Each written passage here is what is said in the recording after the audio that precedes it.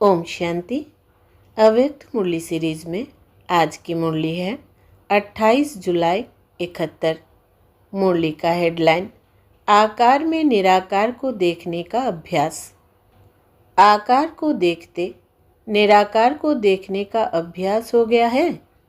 जैसे बाप आकार में निराकार आत्माओं को ही देखते हैं, वैसे ही बाप समान बने हो। सदैव जो श्रेष्ठ बीज होता है उसी तरफ ही दृष्टि और वृत्ति जाती है। तो इस आकार के बीच श्रेष्ठ कौन सी वस्तु है? निराकार आत्मा। तो रूप को देखते हो व रूह को देखते हो, क्योंकि अब तो अंतर को भी जान गए हो और महामंत्र को भी जान गए हो। जान लिया, देख भी लिया, बाकी क्या रहा? बाकी स्थित रहने के बाद में अभ्यासी हो। हर एक ने अपना अपना अनुभव बताया।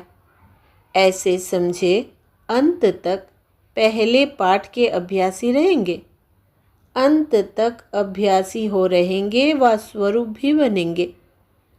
अंत के कितना समय पहले यह अभ्यास समाप्त होगा और स्वरूप बन जाएंगे। जब तक शरीर छोड़ेंगे तब तक अभ्यासी रहेंगे। पहले पाठ की समाप्ति कब होती है? जो समझते हैं अंत तक अभ्यासी रहेंगे वो हाथ उठाओ। आकार में निराकार देखने की बात पहला पाठ पूछ रहे हैं। अभी आकार को देखते निराकार को देखते हो। बातचीत किससे करते हो? निराकार से। आकार में निराकार देखने आए, इसमें अंत तक भी अगर अभ्यासी रहेंगे तो देही अभिमानी का अथवा अपने असली स्वरूप का जो आनंद व सुख है वो संगम युग पर नहीं करेंगे। संगम युग का वर्षा कब प्राप्त होता है? संगम युग का वर्षा कौन सा है? किसी ने कहा अतीन्द्रिय सुख। यह अंत में मिलेगा क्या? जब जाने वाले होंगे। आत्मिक स्वरूप हो चलना व देही हो चलना यह अभ्यास नहीं है। अभी साकार को व आकार को देखते आकर्षण इस तरफ जाती है व आत्मा तरफ जाती है। आत्मा को देखते हो ना। आकार में निराकार को देखना, यह प्रैक्टिकल और नेचुरल स्वरूप हो ही जाना चाहिए। अब तक शरीर को देखेंगे क्या? सर्विस तो आत्मा की करते हो ना। जिस समय भोजन स्वीकार करते हो तो क्या आत्मा को खिलाते हैं व शारीरिक भान में करते हैं? सीढ़ी उतरते और चढ़ते हो। सीढ़ी का खेल अच्छा लगता है? उतरना और चढ़ना किसको अच्छा लगता है? छोटे छोटे बच्चे कहाँ भी सीढ़ी देखेंगे तो उतरेंगे चढ़ेंगे ज़रूर। तो क्या अंत तक बचपन ही रहेगा क्या? वानप्रस्थी नहीं बनेंगे? जैसे शरीर की भी जब वानप्रस्थ अवस्था होती है तो धीरे धीरे बचपन के संस्कार मिटते जाते हैं ना। तो यह उतरना चढ़ना बचपन का खेल कब तक होगा? साक्षात्कार मूर्त तब बनेंगे जब आकार में होते निराकार अवस्था में होंगे। अगर ऐसे समझेंगे कि अंत तक अभ्यासी रहना है तो इस पहले पाठ को परिपक्व करने में ढीलापन आ जाएगा। फिर निरंतर सहज याद व स्वरूप की स्थिति की सफलता को देखेंगे नहीं। शरीर छोड़ेंगे तब सफल होंगे, लेकिन नहीं। यह आत्मिक स्वरूप का अनुभव अंत के पहले ही करना है। जैसे अनेक जन्म अपनी देह के स्वरूप की स्मृति नेचुरल रही है, वैसे ही अपने असली स्वरूप की स्मृति का अनुभव भी थोड़ा समय भी नहीं करेंगे क्या? यह होना चाहिए। यह पहला पाठ कंप्लीट हो ही जाएगा।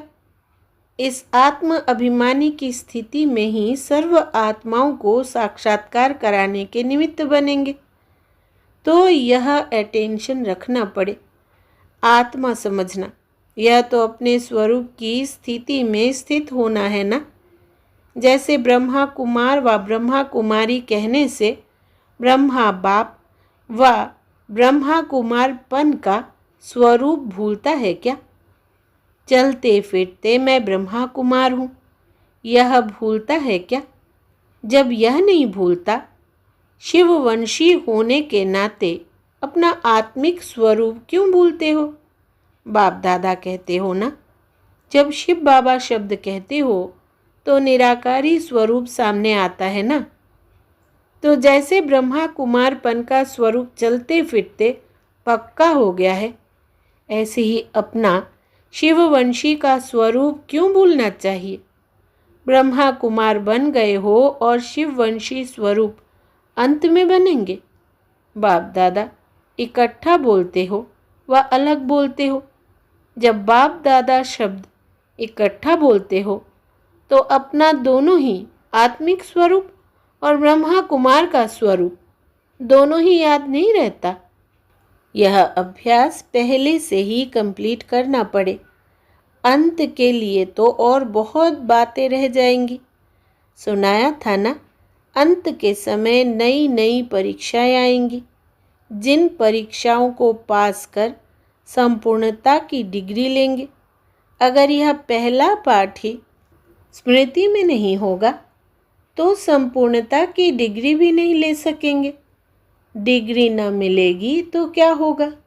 धर्मराज की डिग्री निकलेगी। तो यह अभ्यास बहुत पक्का करो।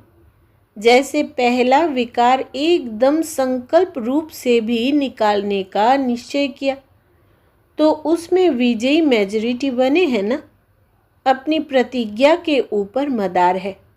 जिस बात की फोर्स से प्रतिज्ञा करते हो तो वो प्रतिज्ञा प्रैक्टिकल रूप ले लेती है। अगर समझते हो यह अंत का कार्य है तो फिर रिजल्ट क्या होती है? प्रैक्टिकल नहीं होती है, प्रैक्टिस ही रह जाती है। यह बातें तो पहले क्रॉस करनी है। अगर अंत तक क्रॉस करेंगे तो कंप्लीट अतीन्द्रिय सुख का वर्षा कब प्राप्त करेगी? कई बातें ऐसी है जिसमें हर एक ने अपनी अपनी यथाशक्ति क्रॉस करके प्रैक्टिस के बजाय प्रैक्टिकल में लाया है। कोई किस बात में, कोई किस बात में। जैसे लौकिक देह के संबंध की बात कोई प्रैक्टिस में है, कोई प्रैक्टिकल में। एक ही अलौकिक पारलौकिक संबंध के अनुभव में है। स्वप्न में भी कभी संकल्प रूप में देह के संबंधी तरफ वृत्ति और दृष्टि न जाए। इसमें पांडवों को भी क्रॉस करना है। लौकिक को अलौकिक में परिवर्तन करने की स्मृति आती है तो वो हुआ कल्याण अर्थ। आप तो मधुबन भट्टी में रहने वाले हो ना, तो पहली सीढ़ी पास होनी चाहिए ना। जो 1 सेकंड पहले नहीं था वो क्या अब के सेकंड में नहीं हो सकते हो? मधुबन के पांडव है, यूनिवर्सिटी के स्टूडेंट है, कोई छोटी गीता पाठशाला के स्टूडेंट नहीं है। तो उन्हों को कितना नशा रहना चाहिए। इन्हों की पढ़ाई कितनी ऊंची है। ऐसी कमाल करके दिखाना जो 1 सेकंड पहले आप लोगों से ना उम्मीद रखे वो दूसरे सेकंड सभी उम्मीदवार बन जाए। महावीर सेना ने क्या किया? सारी लंका को जब जला दिया तो सीढ़ी नहीं पास कर सकते हैं। पहली सीढ़ी तो बताई, दूसरी सीढ़ी है कर्मेंद्रियों पर विजय, तीसरी है व्यर्थ संकल्पों और विकल्पों के ऊपर विजय। यह है लास्ट। लेकिन दूसरे को भी क्रॉस कर लेना चाहिए।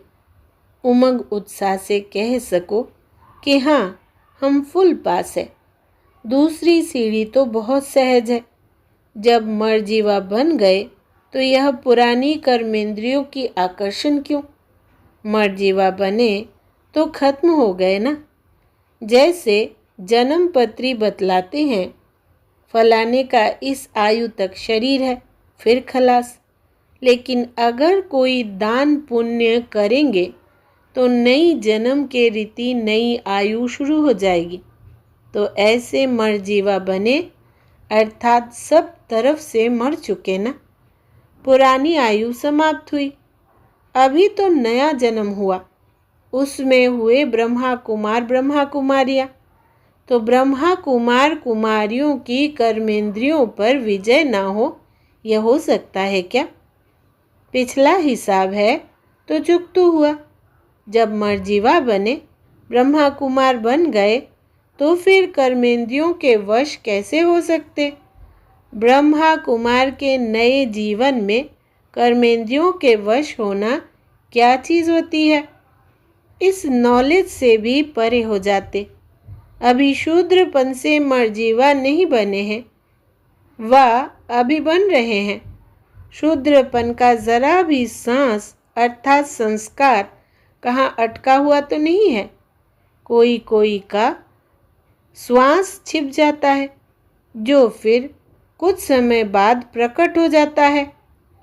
यहाँ भी ऐसे है क्या? पुराने संस्कार अटके हुए होंगे तो मरजीवा बने हो ऐसे कहेंगे। मरजीवा ना बने तो ब्रह्मा कुमार कैसे कहेंगे?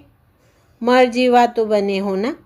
बाकी मनसा संकल्प या तो ब्रह्मा कुमार बनने के बाद ही माया आती है। शूद्र कुमार के पास माया आती है क्या?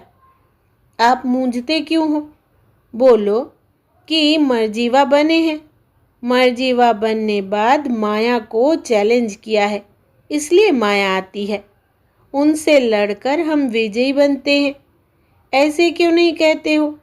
महावीर हो तो अपना नशा तो कायम रखो ना। जब अपने को ब्रह्मा कुमार समझेंगे तो फिर यह जो सेकंड सीढ़ी है कर्मेंद्रियों का आकर्षण, उससे भी पार हो जाएंगे। ब्रह्मा कुमार व शिव कुमार यह दोनों की स्मृति रखने से कभी भी फेल नहीं हो सकेंगे, क्योंकि ब्रह्मा कुमार समझने से फिर ब्रह्मा कुमार के कर्तव्य, ब्रह्मा कुमार के गुण क्या है, यह भी स्मृति में रहते हैं ना। तो अब दूसरी और तीसरी सीढ़ी क्रॉस करके पास विद ऑनर बनने के समीप आने के लिए यह भट्ठी की है। तो भट्ठी के समाप्ति के साथ यह भी समाप्त कर देनी है।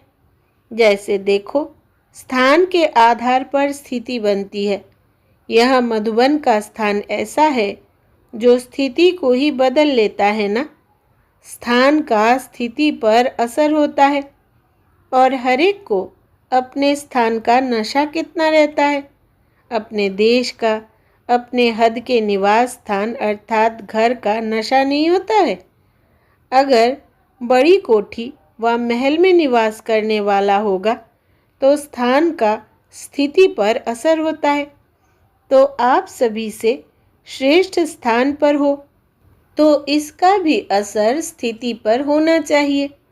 श्रेष्ठ वरदान भूमि के निवासी है तो अपनी स्थिति भी सदा सभी को देने वाली बनानी चाहिए। अच्छा, मुरली बड़ी है तो इस मुरली का बाकी हिस्सा कल सुनाया जाएगा। ओम शांति।